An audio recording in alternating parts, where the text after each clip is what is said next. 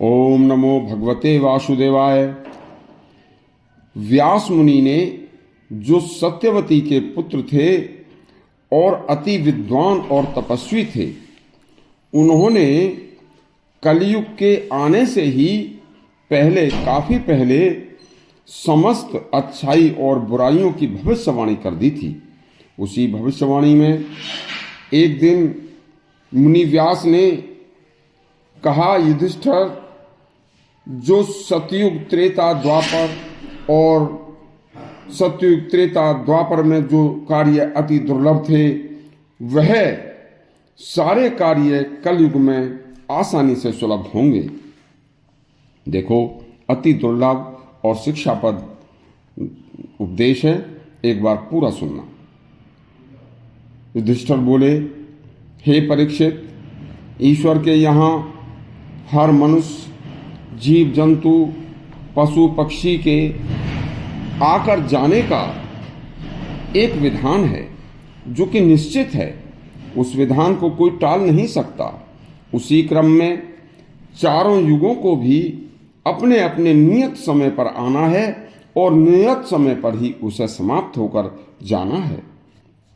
देखिए, जो मैं आज आपको यह प्रसंग सुना रहा हूं परीक्षित, यह प्रसंग हमारे व्यास मुनि ने मुझे पहले ही काशी को जाते समय बताया था। अब सतयुग त्रेता दोनों युग बीत चुके हैं और अपना अपना समय पूरा करके जा चुके हैं।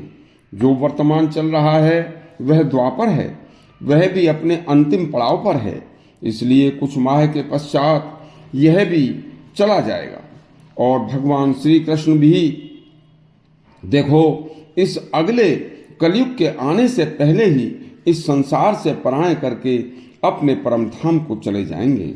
देखिए, पहले भी संसार छोड़कर बहुत हमारे पूर्वज जा चुके हैं। इसी प्रकार से संसार को आना और जाना है। देखिए, हमारे पूर्वज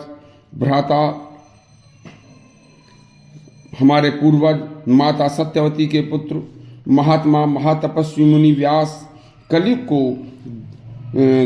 का जल्दी आना जानकर भगवान शंकर की नगरी वाराणसी को चले गए हैं। उन्होंने आने वाले कलयुग के बारे में मुझे बताया है, वह मैं तुम्हें बता रहा हूँ। ध्यान देकर सुनना परीक्षित। कलयुग समस्त दोषों से भरा होकर भी कुछ खास गुणों वाला भी है।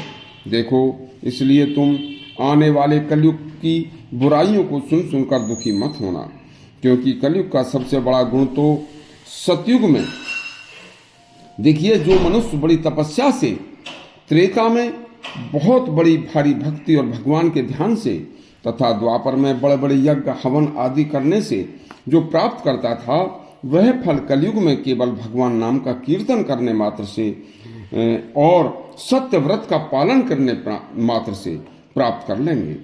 देखिए, दूसरा सबसे बड़ा गुण है कलयुग का कि जो व्यक्ति सतयुग त्रेता द्वापर में कोई भी अच्छा या बुरा कार्य करता था, उस अच्छे बुरे कार्य का फल उसे दंड या उन तीनों युगों में अच्छे कार्य करने का फल जो मिलता था, वह अगले जन्म में मिलता था। लेकिन हे परीक्षित, कलयुग में जो व्यक्ति अच्छा या बुरा जो भी कार्य करेगा, उसका अच्छे का अच्छा और बुरे का बुरा फल इसी युग में उसकी आंखों के सामने इसी जन्म में मिल जाएगा। देखो, अपनी आंखों के सामने जो जैसा करेगा, जब उसे मिल जाएगा तो इससे अच्छा और क्या होगा। इसलिए कलयुग में जन्म लेना कोई बुरा नहीं है। बस जो बातें तथा कुछ साधन मुनि व्यास ने हमें बताए हैं, उनका हर समय ध्यान में रखकर जो मनुष्य अपना जीवन यापन करेगा, उसके लिए कलयुग भी सतयुग बन जाएगा। तथा हर युग का तीर्थ अलग होता है परीक्षित। इसी तरह से कलयुग का जो तीर्थ होगा वह गंगा होगी। गंगा में अति पवित्र मन, अति पवित्र ध्यान और अपनी आंखों को अपने आप बस में रखकर जो व्यक्ति गंगा स्नान करेगा, उसे एक बड़ा पुण्य लाभ होगा। लेकिन गंगा को मनुष्य अपना तीर्थ मानकर देव नहीं माने तो गंगा को भी वे लोग अपवित्र करें तो यह अति बुरा होगा। देखिए, गंगा स्नान में मन, क्रम, वचन, आंखें सभी पवित्र रखनी चाहिए।